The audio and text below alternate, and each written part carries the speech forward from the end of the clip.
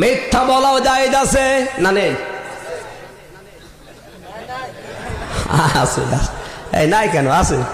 মেশকাত শরীফের 428 নম্বর পৃষ্ঠার হাদিস, আল্লাহর নবী বলেন তিনটা জায়গায় মিথ্যা বলা জায়েজ আছে। 1 নাম্বার নিজের স্ত্রীর কাছে, 2 নাম্বার জিহাদের ময়দানে, 3 নাম্বার মুসলমানের বিবাদ মিটাতে। আমার তো মনে হয় যতটুকু আমি চিন্তা ভাবনা করে দেখি, এই 3 জায়গায় আমরা মিথ্যা বলি না। আরো মুসলমানের বিবাদ মিটানো দূরের কথা, আরো ফাঁক করার চিন্তায় আছি। তরকারির বাটি ফেলে দেয় এমন স্বামী আছে না নাই? কারণে অকারণে বউকে মারে, আপনাদের এলাকায় মনে হয় নাই? তরকারিতে লবণ বেশি হলেও মারে, কম হলেও মারে, যাবে কোথায়? 3 জায়গায় মিথ্যা কথা বলা যাবে। আল্লাহর নবী বলেছেন 1 নাম্বার হলো যুদ্ধের ময়দানে যুদ্ধের কৌশল অবলম্বন করতে গিয়ে মিথ্যার আশ্রয় হয়ে যাবে। 2 জন ব্যক্তির ভিতরে ঝগড়া লেগেছে, বিবাদ মীমাংসা করতে হবে, মীমাংসা করতে গিয়া আপনি একটু মিথ্যার আশ্রয় নিতে পারবেন। আর একটা জায়গা হলো স্ত্রী স্বামীকে, আর স্বামী স্ত্রীকে খুশি করার জন্য, সন্তুষ্ট রাখার জন্য কিছু মিথ্যা কথা বলতে পারবে। আবার এই দলিল নিয়েন না যে হুজুর তো বলছে বিবির কাছে মিথ্যা কথা বলা যায়। দুনিয়ার আকাম কুকাম করে আসবেন আর বলবে বিবি গো আমি কিছু করি নাই, এইরকম না। আবার মা বোনরা ভাবছেন হুজুর তো বলেই দিল স্বামীর কাছে মিথ্যা বলা যায়, যত আকাম কুকাম করি আর স্বামী বললে বলবো যে না করি নাই, এরকম কিন্তু নয়। আমার ভাইয়েরা, আমাদের স্ত্রীরা অনেক কষ্ট করে রান্না বান্না করে, সংসারের কাজ করে। আপনি যদি দেখেন আজকের তরকারিতে একটু লবণ বেশি হয়েছে অথবা একটু ঝাল বেশি হয়েছে, তারপরেও বিবিকে খুশি করার জন্য আপনাকে বলতে হবে আলহামদুলিল্লাহ, আলহামদুলিল্লাহ, আজকের রান্না বড়ই সুন্দর হয়েছে, মজা হয়েছে। লাভটা কি হবে? আপনার বিবি খুশি হয়ে যাবে।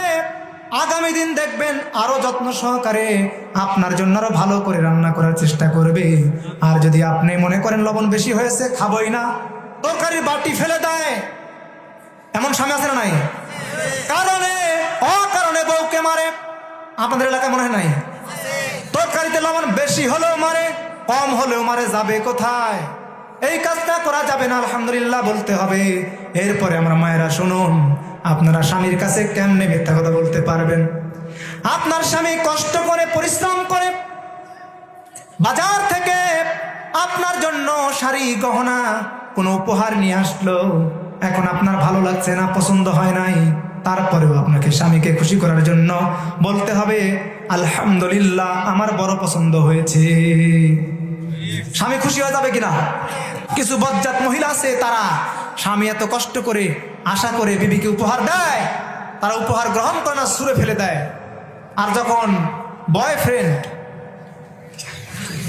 বুঝেন, স্বামী ছাড়া অন্য পর পুরুষ যখন দেয়, 1 টাকার জিনিস হলে ভালো লাগে, নাউজুবিল্লাহ। আমার মায়ের এই কাজটা করবেন না। ওয়াস-সাদিকিনা ওয়াস-সাদিকাত,